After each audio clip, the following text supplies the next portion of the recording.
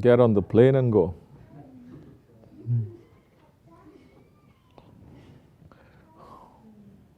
And go with the intention that you're not going to return.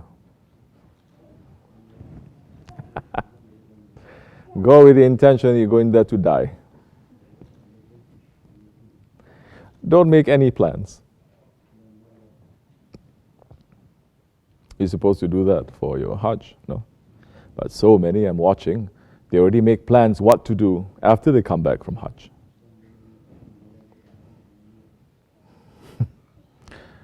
Go there as a guest of Allah. Don't go there as a guest of the 5-star hotel or the guest of these tyrant regimes or the guest of capitalism, because it has become like that, Mecca and Medina, isn't it? It's worse than Times Square.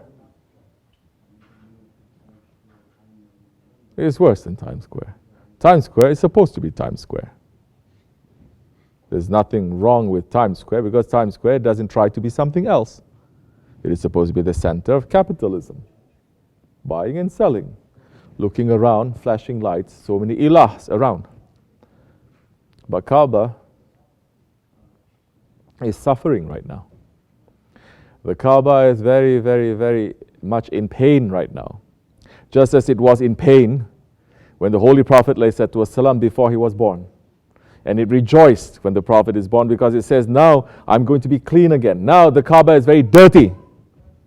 It's surrounded by every kind of dirtiness, surrounded by a dirty regime, surrounded by dirty capitalism, surrounded by different ilahs that are around, that people who go there, one minute they're looking at the Kaaba, next minute they change the Qibla. They look, oh, shopping here, eating here, nice hotel there. And the Kaaba is suffering right now and praying to Allah to hasten the coming of Hazrat Mahdi alayhi salam, the grandson of the Holy Prophet alayhi salam, who is going to come and to clean it up again. Worse than the first Jahiliyyah.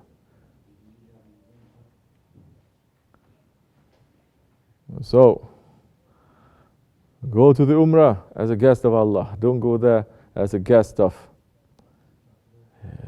consumerism. Don't go there expecting luxuries. The Umrah and the Hajj is supposed to be a rehearsal for the death. That's why you're wearing the ihram. It's your shroud, your funeral shroud. You're assembling together like that. It is a reminder and a rehearsal for the assembling during the day of Judgment Day in the field of Mashhar. And what are you doing there anyway? What are you going to pray for there anyway? How many are really going there? Not asking anything from Allah. Dunya.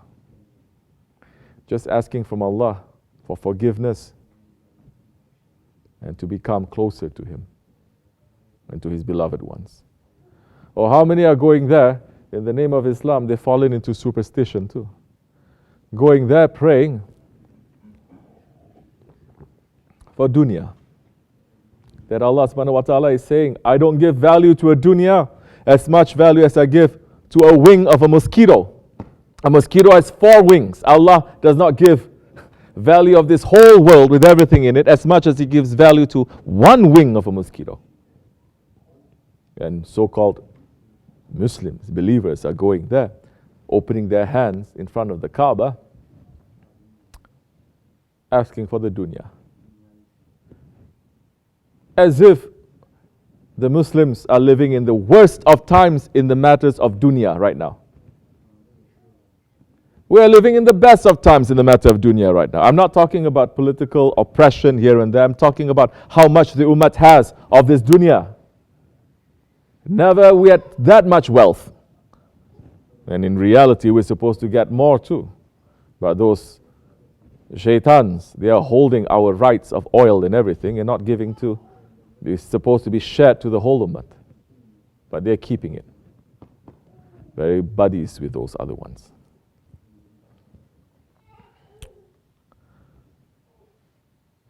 So now, what is the reason that we are going there?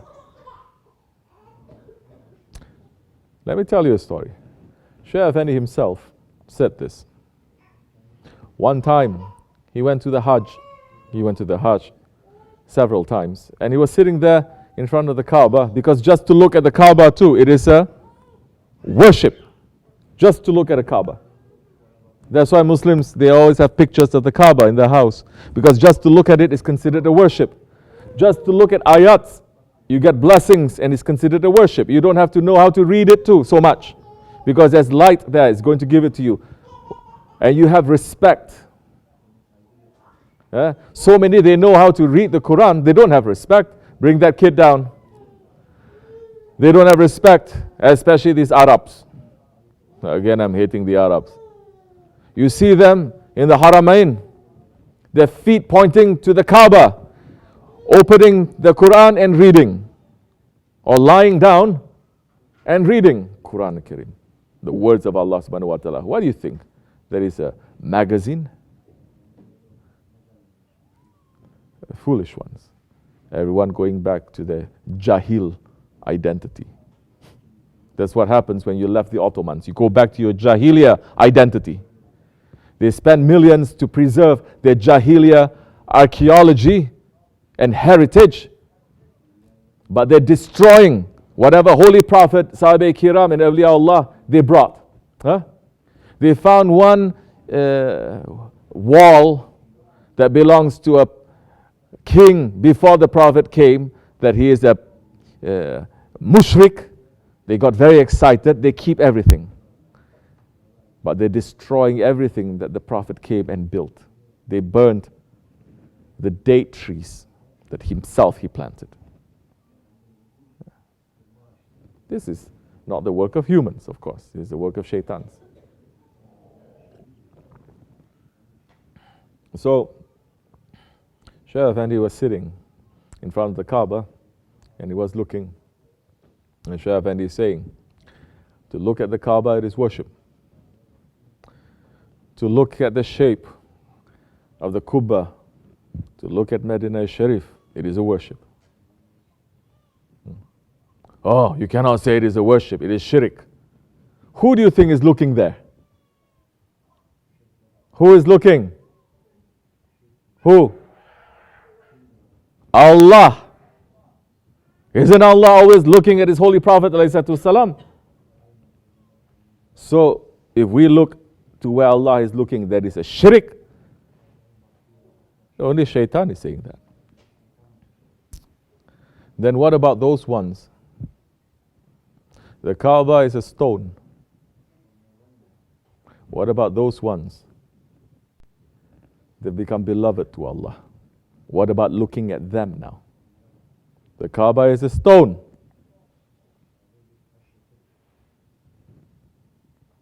What about that Hazrati Insan? What about that Insani Kamil? That perfect man, that he has sacrificed everything and he has lost in the oceans of his Prophet and his Lord, that Allah is looking at him. What happens when we look at them now? And people are wondering why we have pictures of our Seyh. This shows you have foolishness, unintelligence only.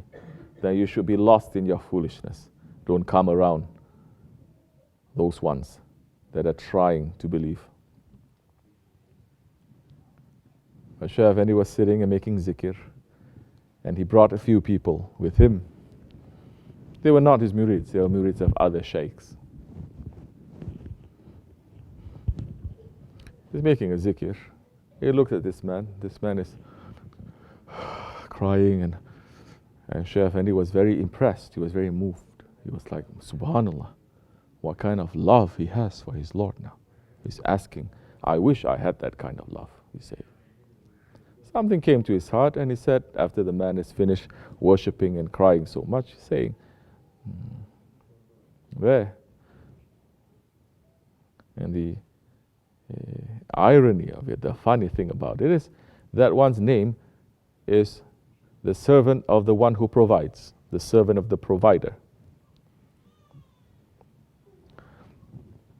Sheikh Effendi asked him, and he says, Sheikh, I was asking Allah to help me. He says, huh? Because I don't have too much time. Huh? Say. Because I have a lot of responsibility to my Lord. He says, yes. I have 3 children and I only have 3 million. What about my wife? I need to earn another 1 million for her. So that's what I'm asking Allah, that I can make another 1 million to leave to her. It's like going to the presence of a king, and the king says, take anything from my kingdom. Take anything that you see. And that one is saying, I want 20 pieces of silver. You catch that inference? Even if you say, I want your whole palace, even if you say, I want your throne, you still failed. If he says, what do you want? This is a story that really happened. A sultan was explaining why his favorite is his favorite. All the other wazirs, they are jealous of him. And that one, when the question was put, that one did not say, I want gold or silver or women or land or nothing. He grabbed the sultan's hand and he says, I want you. Because with the sultan comes everything. We want Allah. We want the Holy Prophet ﷺ. We want our Seyh. Ask for that. And be sincere. Because that comes with some work too. That comes with some hardship too. We'll talk today about love. Love is something, being emotional is something else. Okay? Love is something, being emotional is something else. Don't confuse the two things, especially in these days. Everyone is talking about love. Every movie is about love. Every song is about love, especially Bollywood. Everyone talking about pyar, heart, talking about love. Hollywood is talking about love, Bollywood talking about love, songs talking about love, books, everyone talking about love, that if an alien comes into this world, he thinks, Subhanallah. Of course, alien is going to say Subhanallah. Alien is going to say, Subhanallah, this is the planet of love. But if he enters only for 5 minutes, he knows it's a planet of hell. It's the opposite of the love. We have turned this planet into a living hell. So we're talking about that. Always remember now, in Islam, love comes with hardship. If you're not prepared for hardship, don't ask for that love. If you ask for that love and hardship comes to you, don't complain. That love may be taken away. And all you're going to get is hardship. There's going to be burdens that you have to carry. And it's going to be specific to you. Maybe you can give everything that you own to the one that you love. Say you belong to this tariqat, you say you love Seyh Effendi, and this way you say, take everything, take my car, take my house, take my credit cards. It's showing also what is of value to 21st century Muslims. The most valuable thing to them is car, credit card, house, isn't it? In the old days, they don't say, may my car be sacrificed to you, may my job, may my house. They say, may my father and mother, may my children.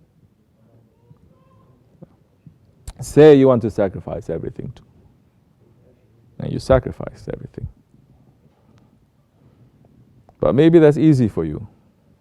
But they're going to test you on your weakest point. Maybe you can give everything, but you cannot stand it if someone says to you, donkey. Maybe you can give everything, but your blood will boil if you give salams to someone and someone looks at you and just turns his face. You can give everything, but you have such jealousy in your heart that you cannot control it. They are going to test you through those weak points. It's the weak points that is going to destroy us. It's not the strong points. Shaitan is going to go to the weak points. This is the place where your weak points are going to be exposed. If you haven't realized it, they're going to expose it. They're going to open it up. Some saying, oh, please be gentle, be nice. Believe me, we have been. But when someone is dying, there's no more gentleness. When the ship is about to go down, you don't say, Bismillah ar-Rahman ar-Rahim, Salamu Alaikum. Brothers and sisters, Alhamdulillah, Inshallah Rahman, we are all now going to go into the lifeboat, and by the grace of Allah, we will find safety. No, you don't even give salams at that time. You say, get out, quick, isn't it? That fits into the situation. If you are so concerned with the form, this is what's going to happen. Meanwhile, the ship is sinking. But you will understand our style, Seyh Effendi style, soon inshallah. May Allah bless him and raise his station. May he always lead us and keep us, inshallah. May our work be accepted to him. We are feeling shy and shame to sit where he is sitting. Feeling shy and shame to speak the words that he is speaking. But what can we do?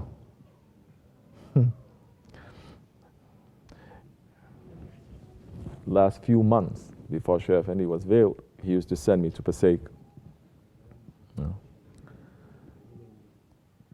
Puscky is the zikr place in New Jersey that we go every Friday. For a long time, Seyh Effendi didn't bring me to Puscky. Years maybe, Friday nights. Then last few months, he used to send me. It's like, go. I don't know if I'm going to come, or I'm not coming. Go. I would go, I would sit on the floor, I would speak. He says, go, make zikr, whatever. So I would speak. Make some sohbat, make some zikr. Ask madad from him and speak. 9 out of 10 times, he would come. He would, I'm not going to say sneak in. A sheikh doesn't sneak in. He put, invisibility cloak like that. When I'm speaking or something, then quietly, he signaled to a couple of people, they very quietly, because when the sheikh enters, the air changes. The feeling changes. If your heart is open, you're going to know. It means your heart is working.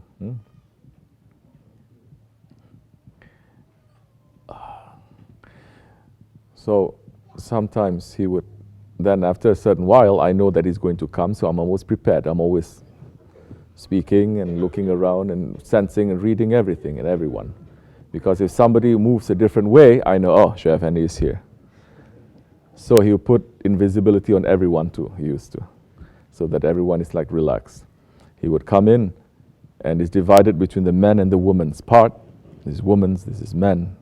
Men facing the Seyh Effendi, and women facing Seyh Effendi, so they're not facing each other, they're not looking. Seyh Effendi would come and sit in the women's area and sit down and listen to my sohbats when I know that he is there for certain.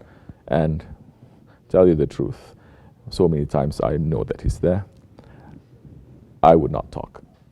I'll be speaking for 1 hour, maybe, but I know that he's there because I sense it. I say, inshallah, may we be good ones. Astaghfirullah, wa min Allah tawfiq, Fatiha. Because it's so difficult. It's very difficult. How are you going to speak when your sheikh is there? Even when he tells you speak, how are you going? I remember the first time he told me to speak, there was at the prayer vigil, and literally I had to fight with myself and I have to put everything down and say, I don't care, I'm just going to speak. You have to have that kind of,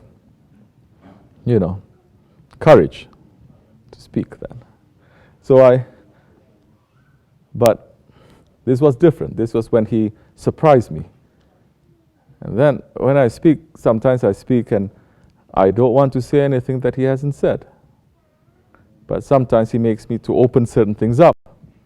I don't want to do that too. One time I gave a waz, I picked one sohbet from Sheikh Maulana that is a little bit heavy.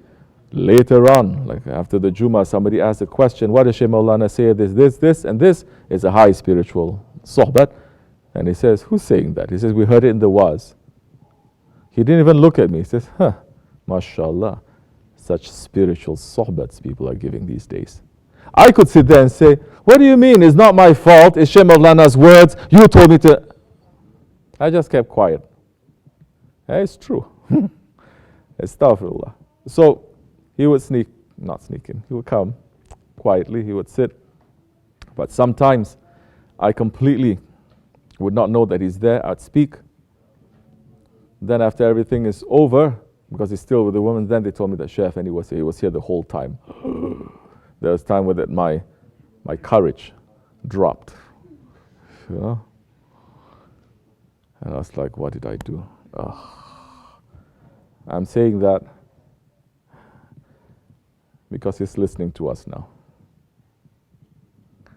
And sometimes I have to pretend that he's not listening to be able to speak.